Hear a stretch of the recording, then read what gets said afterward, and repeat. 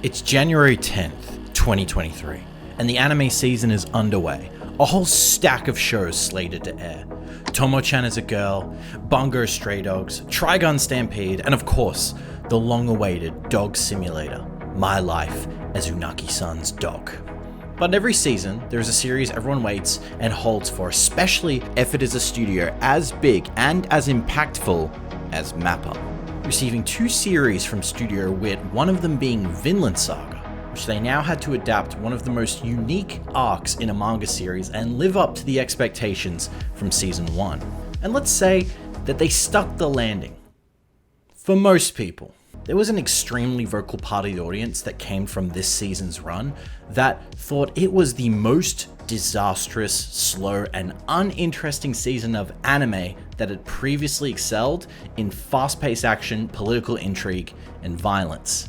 But seeing the reactions of those who watched it and loathed it was just as hard of a left turn that I expected to a certain degree. I want to make this video to talk about why the audience reaction to Vinland Saga was so turbulent, and especially why the view of Thorfinn as a character suddenly became extremely mixed, and answer these questions. What changed in the story to cause this? What was the reason? What was the audience expecting, and why did they react so strongly to it? And finally, delve into the criticisms of Thorfinn as a character and what the series is trying to say. I'll be giving my opinion, of course, on why this change in the story's direction was intentional from the start, and in a way that doesn't require me to just say, it's mid. So if you drop the series and think you can't be persuaded, go ahead, click away, that's fine. But for those who want to hear what I have to say, I will be spoiling obviously all of season 2 and talking about what will be coming in season 3 to advocate my point about Vinland Saga's story. But enough intro, cue the video.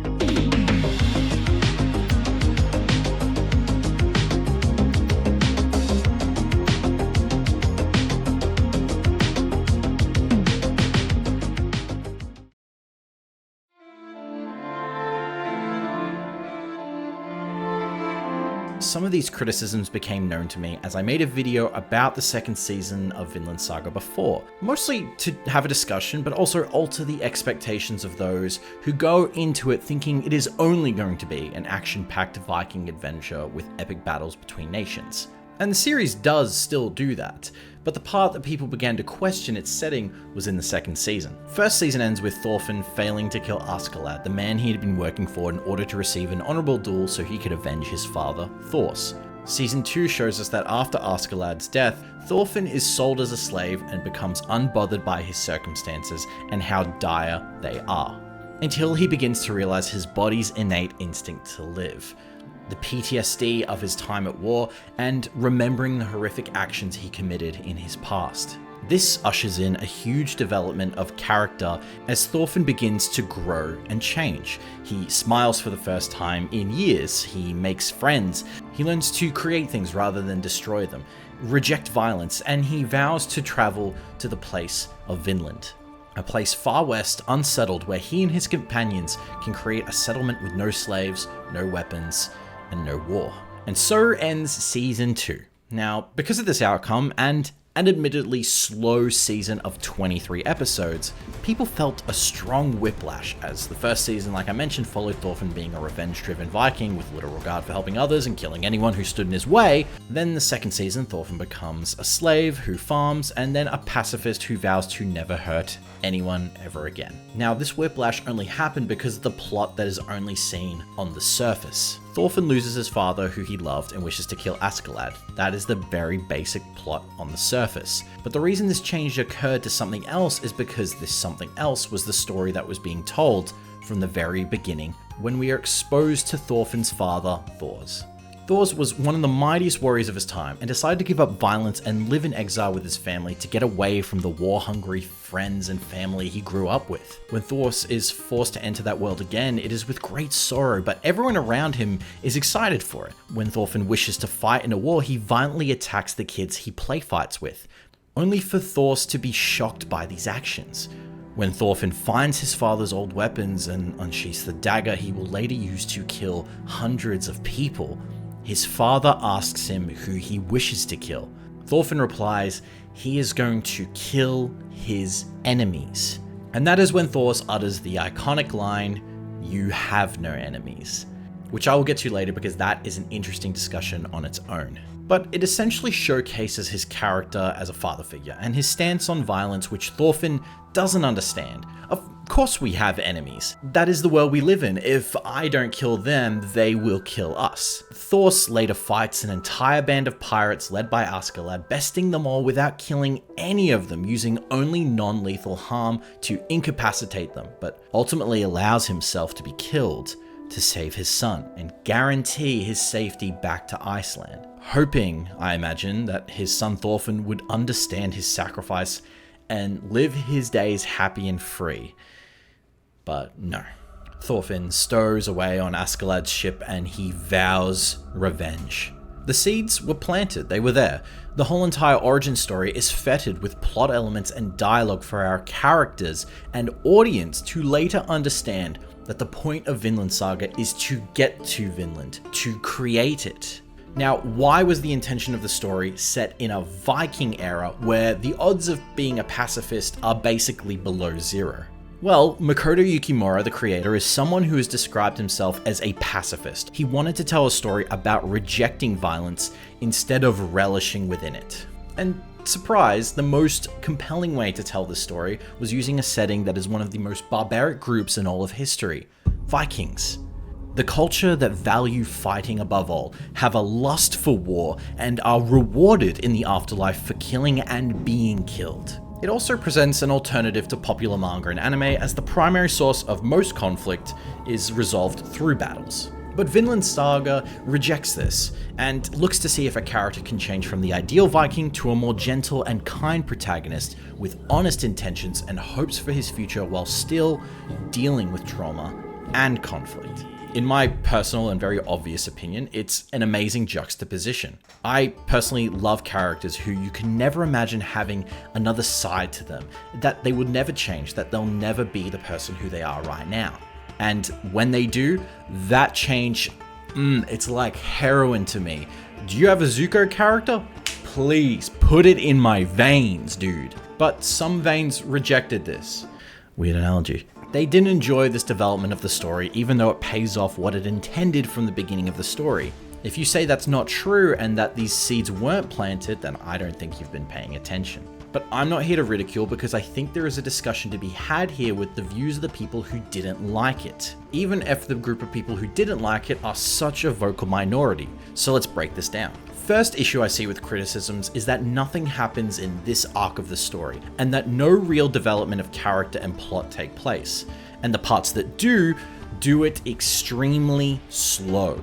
Devil's advocate time. If you're going to be watching the second season of the anime, yes. The arc is slow even when you read the manga, but again, that's a different kind of pace altogether. There is less action and literal violence from the previous season, but development of character is undeniably there. People take the assumption that while nothing is directly happening to the characters, that means they're not growing or that change isn't taking place. In season 1, Thorfinn does a lot. Like a lot of action and a lot of killing. And how much does he change? Very little. You could even argue barely at all. The only two changes that take place in the first season and first arc with Thorfinn is at the very beginning and at the very end. These events that shape his character. The only thing that changes in the middle are his skills, his ability to kill and his ability to get better at it. While this is a very minute change, it doesn't have any semblance on Thorfinn as a character. It doesn't change his emotional weight. But it's because of this that the next season makes so much more emotional sense, which changes the lens of how the viewer saw action in season 1. As in season 1, it's just action. It's violent, but it's just entertainment. In season 2, violence and action is horrific. It is warfare, because the lens of which you view through it has changed. Many events happen more internally in season 2 with pretty much every character. Einar becomes friends with Thorfinn despite the fact that his family were killed by warriors who are just like Thorfinn. Thorfinn tries to find a reason for living and accepts one. All characters try to accept their past and possible future as slaves, warriors, or leaders, even Canute accepting the horror of his future actions. I think in terms of manga and anime, the pace is completely different, which is a fair criticism for adaptations. But there are comments I had seen that say people who watch shonen have a short attention span and don't understand Vinland Saga because it is not what they are used to. But I think that this is actually a surface level argument. It's easy to look at average Demon Slayer enjoyer shouting mid at the top of his lungs and nutting at episode 19. It's assumed they can't appreciate the in-depth character development and storytelling of a seinen series. There is this appearance that seinen series fans who like more complex or extremely mature stories that are more niche believe their stories are better written, illustrated, conveyed, and of a higher quality than a shonen series. I believe this is also a vocal minority and has a bit of a superiority complex. I've seen this in a lot of my own comments in a lot of my videos. My aforementioned Vinland Saga video has people saying that the reason people don't like Vinland is because the amount of shonen action they are exposed to. Now, sure, expectations stem from what you know. If you only experienced shoujo manga and anime, and then I stick Berserk in your face, you're going to be wondering where Tuxedo Mask is when the eclipse arrives. But shonen has delved into many dark themes and continues to put out series that feel less aimed toward the Dragon Ball era and even way past the adventure of One Piece, which, yes, calm down fans, I know One Piece has violence, don't hurt me. I think it is more a matter of preference, but not only that, it's the way in which it's presented. Quick course, shonen aimed for young boys, seinen aimed for young men and older. Anyone can read either demographic or any demographic. But you'll find that characters' goals are handled differently based on the demographic they target. Very successful shonen have simplified the goals of the overall story as to have them be more accessible to understand. Find One Piece and become King of the Pirates. Become the Hokage. Find the Philosopher's Stone. Become the best hero. Become the Wizard King. Get an anime. Become God of the New World. Save my sister and get revenge. Now, I can hear you. Shonen don't always have clear goals. That's true, but they reach the intended goal, maybe just in a different way. Slam dunk, play basketball to get the girl, but later in the series it becomes play basketball because I actually really like it. Seinen has goals, but they are not really the same, or at least they're not presented in the same way. Vinland Saga, Thorfinn wants revenge. He fails, he doesn't get it. He is now unsure what he wants. What is his reason for living? What does he have to live for? Now he wishes to create Vinland, a land of peace. That is a shonen goal for sure, but he's doing it to atone. And the question that's asked and presented to him is, how can I atone? How can I become a better person? Will I become a better person if I succeed? Do I even have the right to do this? How do you achieve this? Vagabond is also a great example. Follows a vagabond samurai who wants to become the strongest, but soon realizes after killing so many men, he now wonders what true strength really is. Is it the power to destroy? If you are infinite, are you stronger or are you actually weaker? If strength to fight is all you have, how can you create something? When you become the strongest, what do you do then? Pun Pun, a coming of age story. A little guy grows up and his goals change. The blurb tells you this. He wants to win the Nobel Prize, he wants to save the world, he wants the girl he likes to like him back, he wants to find porn men who don't, he wants to get a job that he likes, he wants to be popular, wants to have friends, he wants to get a girlfriend, but his life, like everyone else's, doesn't go exactly how you planned. Except for porn, you will always find that. But seinen is aimed at an older audience that can relate to the stories that feel almost representative of what happens when you get older. Perhaps your lifestyle that you thought would never change becomes uprooted and your plans for what your future are now a blur. You maybe know what to do, but how, and if you can, and is it the right decision, is something that seinen caters towards. People who don't love change will face change in their lives, especially when family pass away. Your goals alter and change, so do your priorities. That is why I think people not enjoying Vinland is not because they don't get it, but what they prefer in entertainment is not something that reflects their lives so much, but prefer a story that helps them escape it just for a little bit. Now, shonen can do that as well. And shonen excels at making you forget about your everyday life. It can remind you, you can relate to it because of it, but it is more a form of escapism and entertainment that can be just as deep. You can easily grasp the goal of these stories, but succeed regardless of the obstacles with more positive reinforcement. That's what I mean when I say it's more than a preference, it's flavor, it's the way it's presented to you. I don't like the perspective that series like Naruto or any other major shonen has no artistic value because the goals of the characters can be superficial, a title, or something that you can physically obtain. It's something I see when seinen readers like to compare in a really superior way, and the reason I bring this all up is because fans of seinen series, in general, like to boast this unspoken superiority. Sometimes that seinen is objectively deeper. That is an arrogant mindset to have, to assume that about other stories. That is like assuming a comedy cannot also bring you to tears, or that a romance story can't also have action in it. A war story can't also be anti-war. Oh, see what I did there? There are shonen that I've read which I have an emotional attachment to because of what it said and how well I felt it was said. Bakuman is a series that is now in my top 3 favorite shonen because of how I relate to it. The struggles of creating stuff and how sometimes the stuff you can create can really fail, and that hurts. Sometimes overpraising a series that you think is just objectively better actually drives more people away. In my previous video I said that there isn't going to be a lot of action, so temper your expectations, to which fans of Vinland Saga were telling me to shut up and get more people into the series and don't drive people away, to which I would rather have people who like the series enjoy it as opposed to force them to like it or mislead them. And one of the reasons why this happens is because seinen readers, look, we don't get a lot of adaptations, and if we do, sometimes they're pretty shit. So when they happen, they get really excited. So with all of that out of the way, is the criticism of Vinland Saga as large as we think? No, I genuinely think it is a vocal minority that doesn't actually have an interest in a story like Vinland. It's a mix of expectations, communal judgment, preference of demographic, fair criticism of an adaptation's pace, and the odd people who just call it mid because guess what? They just want to make you mad. So is that it? Which is the end of the video? We went through everything, right? Well, there is one thing I haven't really touched upon, and before this adaptation, it was a simple line. A line spoken only a few times to the effect of character development, but now it has become such a meme and now seen as one of the most naive, stupid, and hated things about Vinland Saga. I have no enemies. It is a line first uttered by Thorst that I mentioned at the beginning of this video. It is only remembered by Thorfinn years later at the end of season 2. And I was just shocked to see it become a huge meme. But the line is meant to showcase the growth of Thorfinn as a character who took lives for selfish reasons. So Thorfinn adopts the mindset that his father told him years ago, believing there is no reason good enough to harm someone, and that to have enemies is to indicate that there are those who you wish harm upon.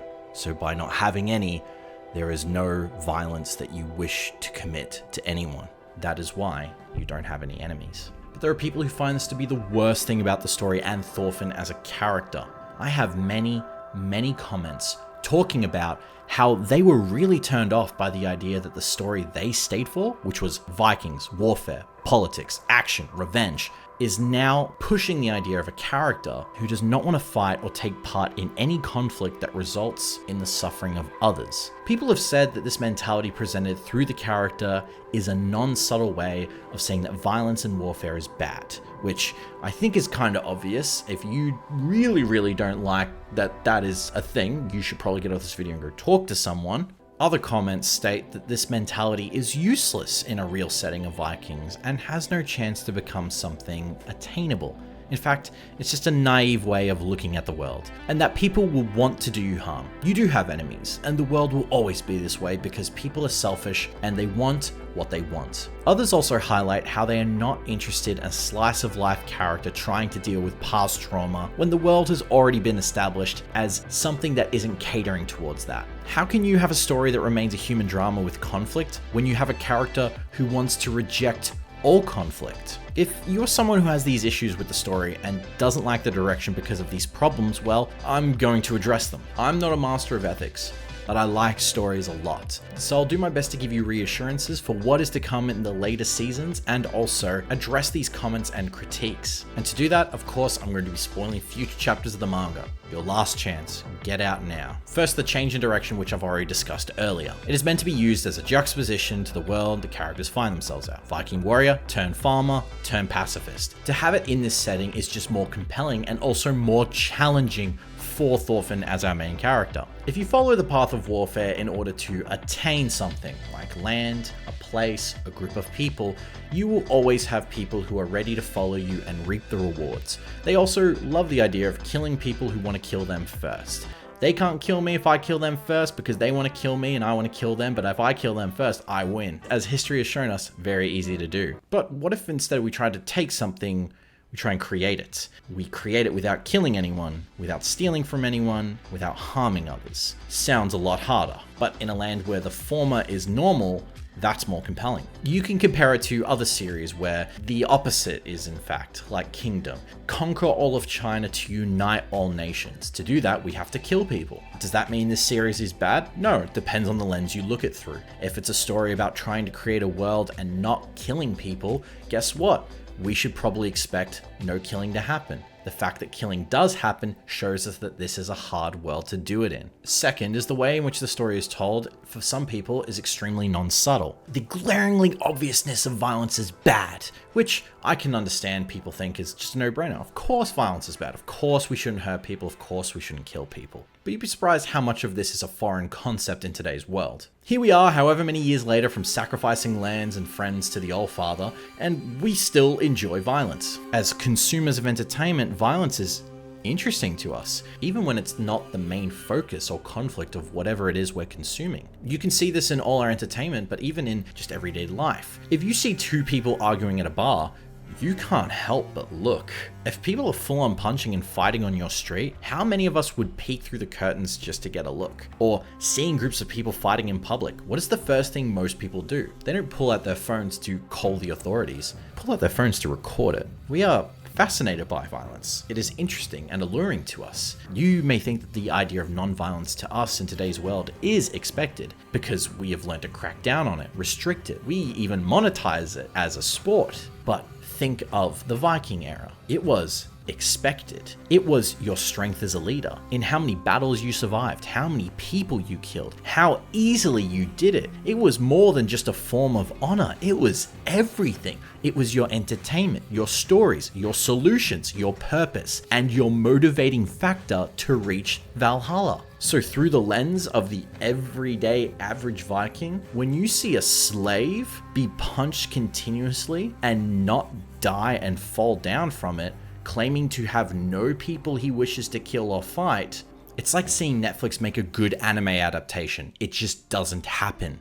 The message of violence equals bad isn't the subtlety of the story, it is the character's relationship with violence, and the viewers as Thorfinn tries to find the alternatives in conflict. Because when you see many chapters later a scene where good old Thorkel busts down a fort, screams how much he loves war, wrestles a massive Bigfoot while referencing The Shining, you'll be questioning whether or not you should be enjoying the violence that's happening or lamenting at it. Because in the world of Vikings, solutions are always through violence. It's more just trying to wrestle with the idea of violence. Not that it's just only bad and that hurting people is a wrong thing. It's about your relationship to it. Why do we love it? Why do we consume it? Why is it that I feel pulled towards it? Why, when I'm angry, do I want to hit something? Why can't I let it go?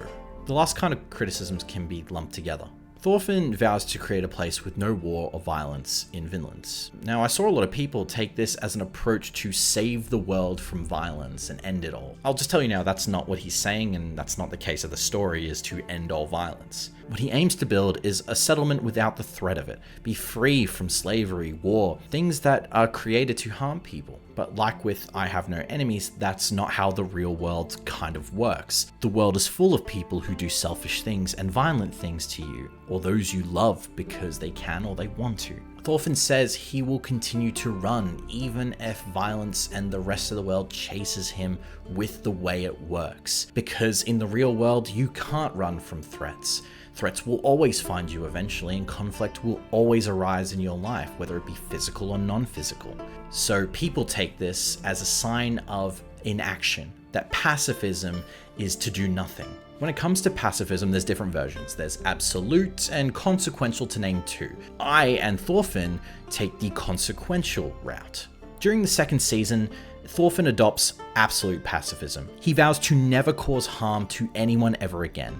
He's through with violence, yet This actually doesn't last long because he has to fight Snake to prevent him from taking another life. So immediately after that, and questioning whether or not it's possible to go through the world without harming someone at least once, his mentality starts to change from absolute and adapts to a more modern version of consequential pacifism. Because one of the misconceptions about pacifism is that it is the same as doing nothing, because you are standing by your morals despite the atrocities that continue to happen. That is not the choices he makes in future chapters. After the end of the slave arc, as Thorfinn begins his journey to Greece, he comes across new and familiar faces who wish for him to engage in violence, and those who force him to. And he does.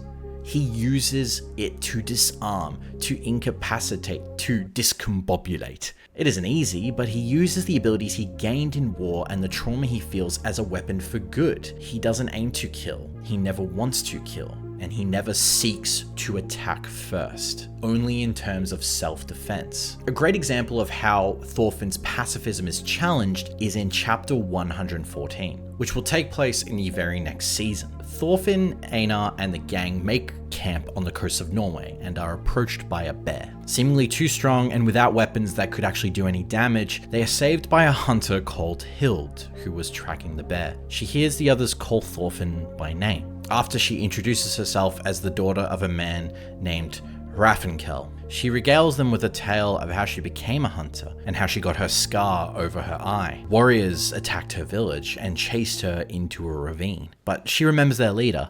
He was blonde and shouting orders to his men, and the young boy who was no older than 14 who killed her father in front of her. A boy wielding 2 daggers named Thorfinn.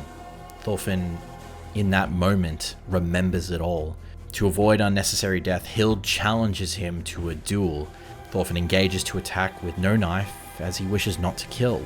But alone in the snow and with only the dead to taunt him from afar, Thorfinn fails at this, and he takes multiple crossbow bolts to his legs. But Einar and even Hild's dead kin intervene. Thorfinn mentions his intent to create a land that will help those live peacefully and create more lives than he ruined. Hild scoffs at such an idea, declaring if she forgives him, where shall her hate go? Who will answer her dead family's wishes? And so a deal is made. Hild now owns Thorfinn's life, and until he creates the land he speaks of, she will watch him every day and will not hesitate to put a bolt through his skull if he deters from his oath. If he kills or seeks to indulge in selfish acts, then he will be killed.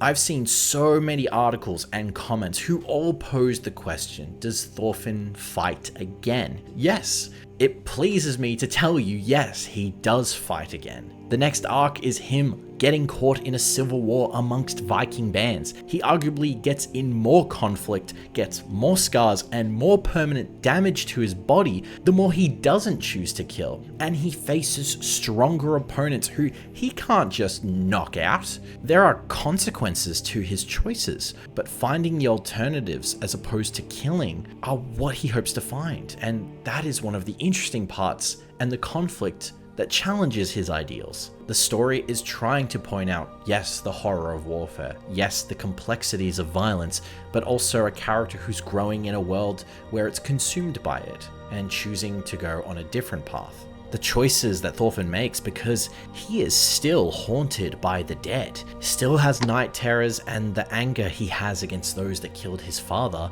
still lingers. They're not gone. And now he has a living reminder of someone in his past who he wronged. His anger continues to tempt him because it is the easy way out. But what isn't easy is protecting your own life, those you care about, and to defeat your opponent without taking theirs. That story shows you how difficult it can be. You're more likely to be able to do a pacifist run in Dishonored or a no-hit speed run in Dark Souls. Having a character change or grow by small and large degrees is key to a story. If they're not growing or changing, the story stagnates. I don't care how brutal the world is, I don't care how interesting it is. If you don't have characters who are going to grow and change in this world of violence or this world of uncertain brutality, what is the point of us being here if we don't have a character who challenges it or is evoked by it? even if you don't agree with the character, or in some stories, if you believe the character is doing the wrong thing. The fact that they are changing and making decisions makes them characters. They aren't us. We're not playing D&D tonight. I had made this comparison before in a previous video. The character of Thorfinn can be compared with the character of Eren from Attack on Titan. Now this comparison makes sense because they are characters who go about the emptiness of revenge differently.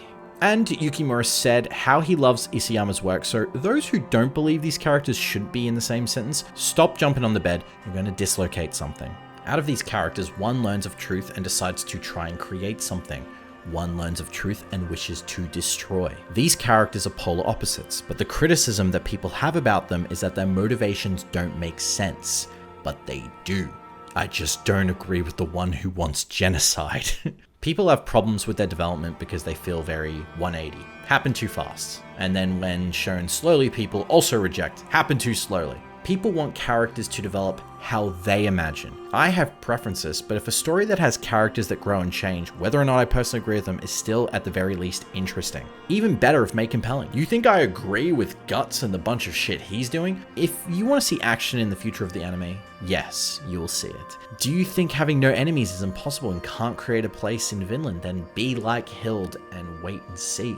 But if you don't like where the story's going because it's not your cup of tea, that's totally fine. It is. I do not care that much, and neither should anyone. The point of the video wasn't to get you to do that. I know that people will always hate stories for whatever reason, because of taste, preference, style, and characters. We can't all love a single story, and I don't think that we should. This video has gone around the similar way in which violence is debated in Vinland Saga. I just wanted to maybe show those who may have had their minds made up that there is more to come, and to explore what I think is an interesting discussion. Maybe I overcomplicated the reasons, maybe it's also still not that simple. Maybe both. But if you had to take away anything from this video, Yukimura pulled off one of the greatest gambles in manga. He presented a world that most people assumed was going to be the story, but tricked us, fooled us. He did a Spielberg and pulled a veil over what you think the story is about when it's about something else entirely. Depending on his ending, it might be very interesting. Whether he goes towards history's tunes of how things actually happened, or maybe, like Thorfinn, he finds an alternative. But besides all my rambling, if I could just leave you with one very last thing to think about, it's just that Demon Slayer is like the most mid-show. Tanjiro is such a boring character. He's too goody good, two shoes. Fucking plot armor. What a load of horse shit. Oh, that was a bit of a ramble. This video has been an extensive and hard script to write, but I hope you guys enjoyed it. And I hope, hopefully, for once on YouTube, we can have a discussion in the comments that doesn't result in violence. But please, let me know what you guys think down below. Tell me of the points that you think. Tell me about your thoughts on Vinland Saga and maybe the future. Tell me maybe you were surprised of the things I mentioned that will happen later. Tell me of what you hope to see. Or I guess even tell me about stories that you had a similar experience like with Vinland Saga, or characters that you feel were very surprising in how they developed. Any and all discussions is pretty much welcome. But that's all from me, guys. I appreciate if you made it to the end. My name's Mugen. As always, have a good one.